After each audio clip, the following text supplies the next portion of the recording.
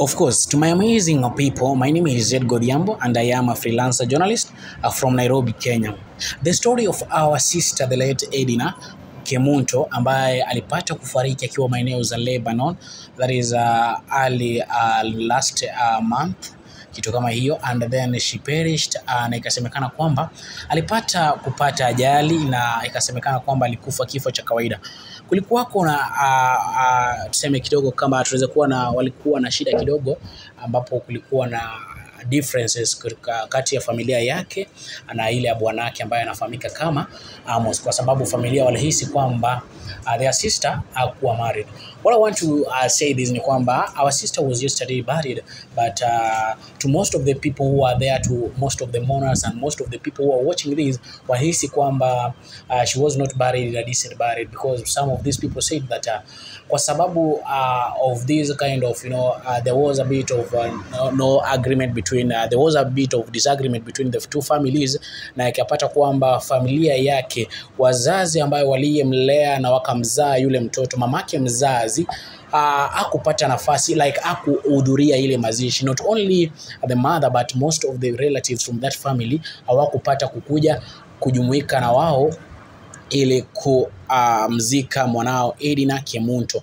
Edina Kemunto, kulikuwa kuna wrangles kidogo. Mnakumbuka the other time tulikuwa maeneo za airport, ambapo walipata kuwa na differences between the two families, where they feel like yule kijana ambaye alikuwa ni mume wake ambaye waliishi naye na kupata mtoto before Edina traveled to the Middle East, ambapo ni Lebanon. Inasemekana kwamba these people they have like a wrangle, like walikuwa na shida kidogo kwenye familia, and ilipofika pale maeneo za Jomo Kenyatta International Airport, everybody have their own their own ways, and wakaisi kwamba they needed to do something and to make sure that mtoto wao walikuwa amezikwa in a decent burial, in a decent burial. But when it comes to this ni kwamba I remember the other time you guys tukiwa live on I think pale maeneo za cargo department where the body was being received, ni kwamba kulikuwa na differences whereby the two families all of them had their van that ilikuwa imekuja kuchukua mwili, but at long last I think there was agreement, wakajaribu kusikilizana, whereby Amos, according to him,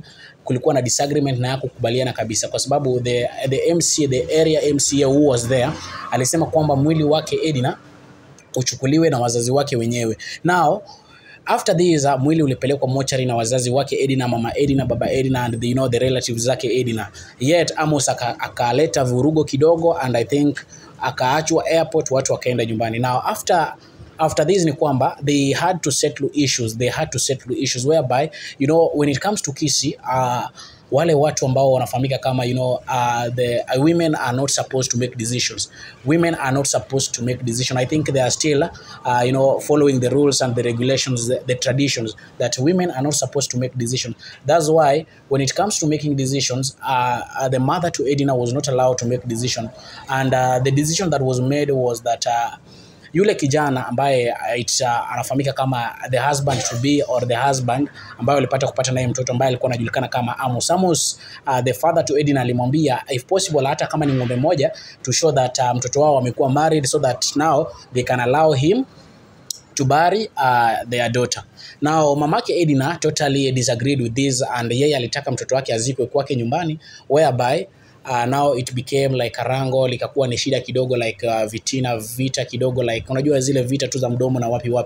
Now it end up that the mother, because of that tradition that women are not supposed to make decisions now was left to those the old men and also the brothers and the dad.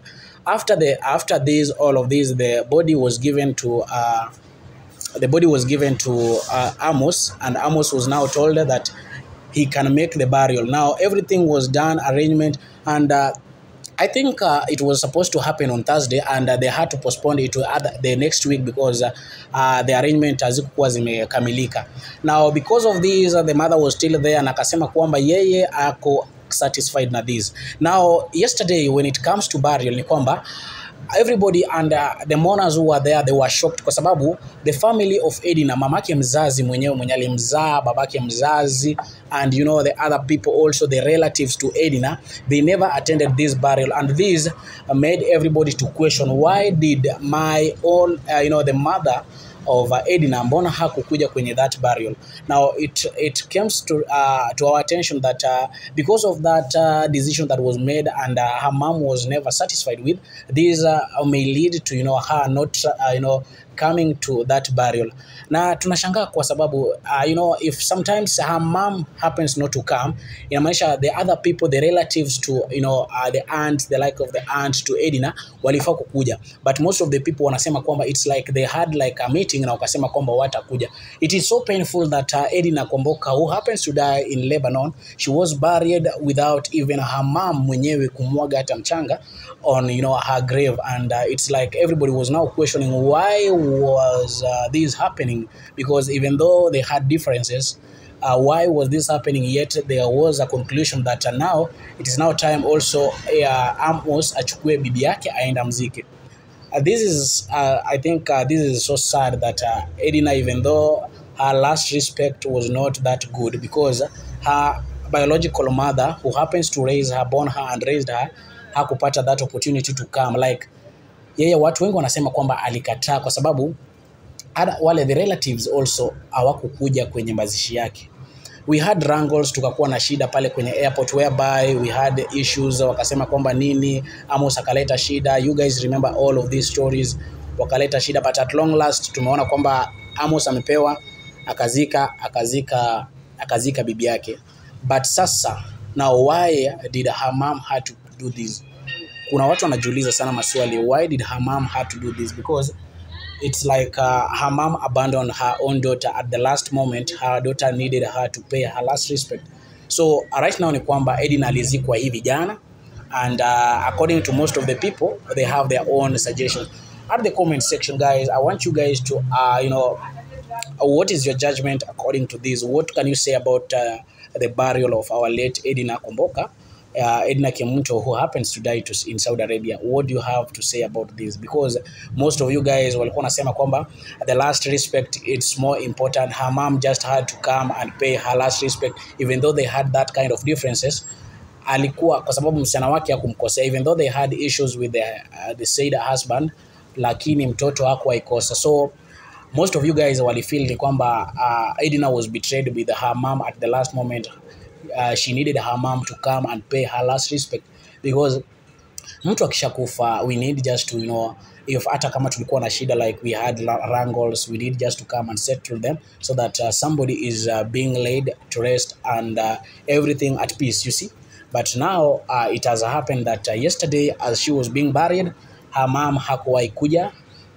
The relatives also, the aunts, hawakuwahi fika. Why did they have to do this? I will not judge, I will not go deeper into this, because this is now family matters. I was only here to air my views concerning the burial of our late Edinah Kemunto, who was buried yesterday. I think now it's being left to the family also to they now have their own ways of doing their own things, and everybody has their own issues. I will not get into deeper into this, because it's all about the families, and haya ni mambo ya familia. I don't know why they had to do this, but ni mambo yao. I think sometimes mimi kwangu nilihisi kwamba, because when the decisions was being made, she was never allowed to make decisions. Like her proposal was never taken that serious. That now I think ndio imeleta ile shida yote, whereby now pia yeye akasema kwamba hata kuja kwenye that burial. It's up to you guys. My name is Zed Godhiambo, and I am a freelancer journalist from Nairobi, Kenya. My last condolences goes to the family of the late Edinah, the families, relatives, and the friends to our late Edinah Kwamboka. Guys, have that strong, and keep on that all will be well. Let's hope for the best. Meanwhile, at the comment section, tell us what do you think about the issue. What do you think about the burial of the late Edinah Kwamboka, Kemunto Kwamboka? Yeah, what do you think about it? Tell us at the comment section.